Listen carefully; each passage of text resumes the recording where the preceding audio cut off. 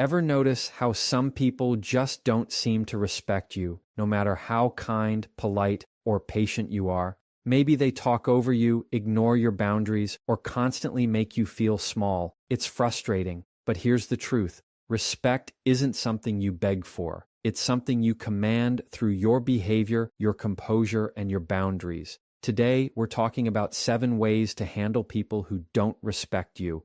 Not by yelling, not by fighting back, but by taking back your power with calm confidence. When someone disrespects you, your first instinct might be to react, to defend yourself, to explain, or to match their tone. But here's the thing, silence often speaks louder than any reaction ever could. When you choose not to respond emotionally, you're communicating that their behavior isn't worthy of your energy. You're showing control, not weakness, because silence isn't about ignoring the problem. It's about refusing to give it power over you. When someone disrespects you, they're usually looking for a reaction, something to feed off of, to confirm that they can get under your skin. The moment you stay still, calm and unbothered, you take that power back. You're no longer playing their game, you're rewriting the rules. Silence shows strength because it reflects discipline, and discipline is what people respect, even if they don't admit it. Think about it. When someone's trying to provoke you, and you just look at them with composure, not anger, they don't know what to do next. They expect you to fight back, to argue, to validate their disrespect with attention. But when you don't, it unsettles them. It creates discomfort because your silence forces them to face their own behavior without your emotional reaction to justify it. In that moment, you're holding up a mirror to their immaturity, and that's powerful. It's not about winning an argument, it's about protecting your peace. Your silence is your boundary saying, you don't get access to my emotions. That calm silence has more impact than shouting ever will, because it shifts the balance of control from them to you. You decide when and how to engage, and that's what maturity looks like. Now, silence doesn't mean you suppress your feelings or avoid addressing disrespect altogether. It means you respond strategically, not impulsively. You might choose silence in the moment, let emotions cool, and then later communicate your boundaries clearly when the heat is gone. That's what emotionally intelligent people do. They don't let disrespect dictate their behavior. They lead with composure. If you're always reacting, you're being controlled.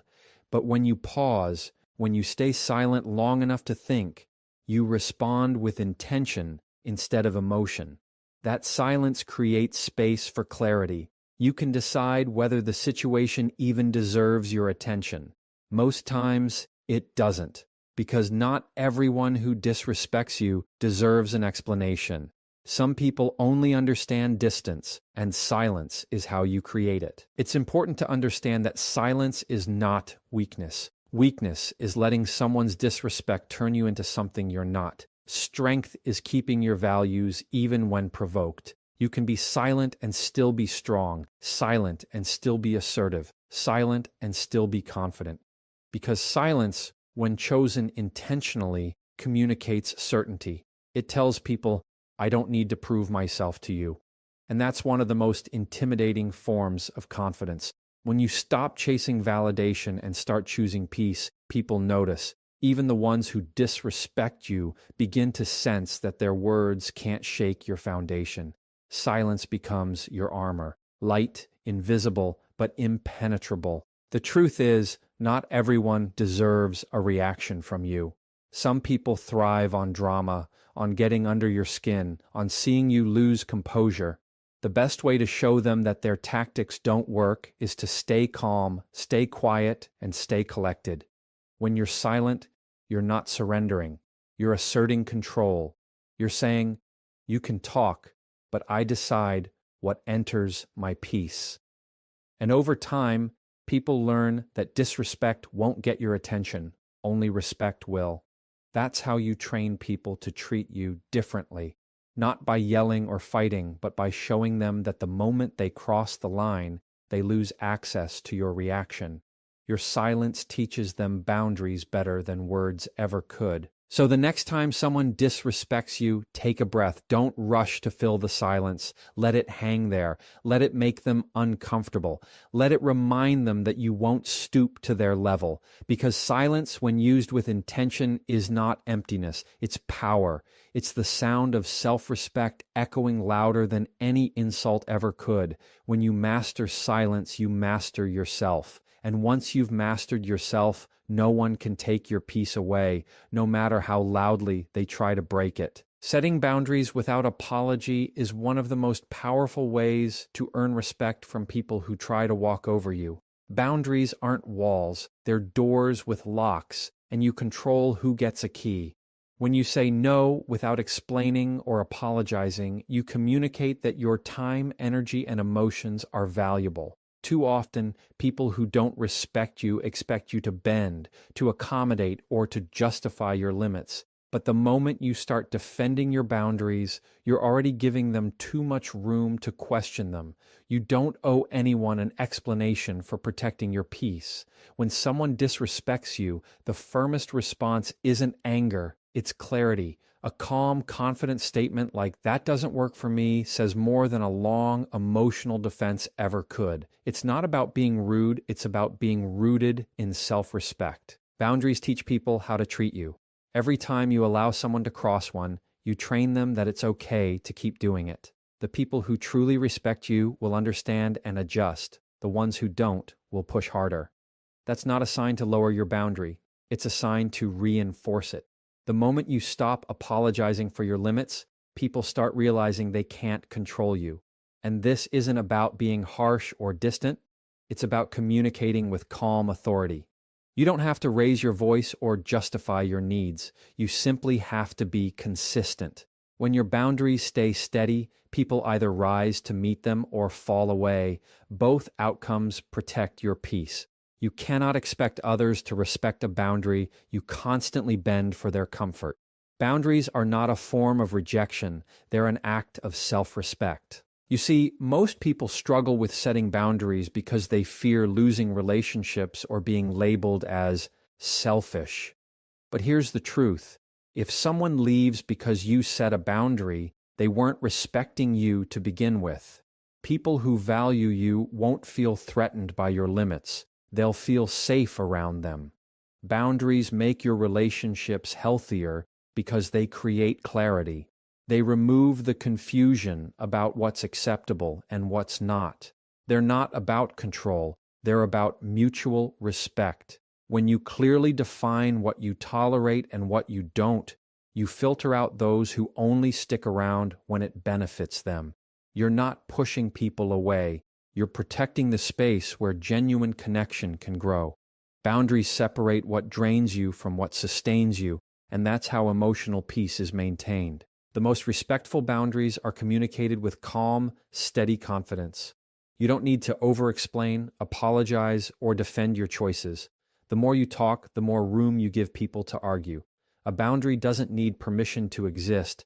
It just needs consistency to stand. You can say, "I'm not available for that," or "Please don't speak to me that way," and leave it at that. No debate, no guilt, no extra explanation. And when people try to test you, because they will, your response should be your consistency.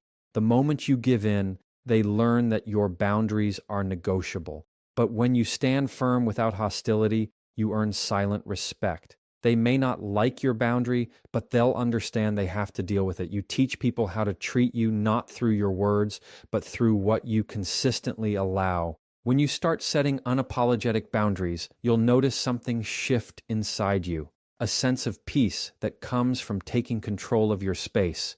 You'll stop over-explaining yourself. You'll stop tolerating behavior that used to drain you. You'll realize that your peace is not negotiable. And yes, some people will get uncomfortable. Some might even call you cold or difficult. But that's okay, because those are often the people who benefited from your lack of boundaries in the first place. Remember, when you set limits, you're not being cruel. You're being clear. Clarity isn't disrespect, it's maturity. The right people will respect it. The wrong ones will reveal themselves. Both are good outcomes because they keep your life aligned with peace and self-worth. So never feel guilty for protecting your space, your time, or your mental health. You don't need to apologize for saying no, and you don't owe anyone an explanation for choosing peace. Every time you set a boundary, you're sending a message to yourself. I respect me. And that's where true confidence begins. Boundaries are not about controlling others. They're about controlling how you respond to others. Once you learn to stand by them calmly and consistently, people around you start realizing something powerful.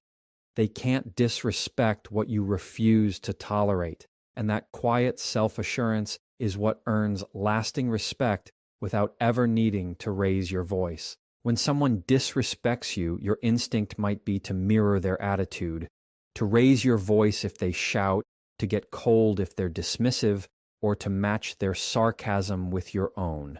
But that's exactly what they want. The moment you match their energy, you've handed them control over your emotions. You've allowed their behavior to dictate yours. The real strength lies in staying grounded, composed, and emotionally steady when someone tries to pull you into chaos.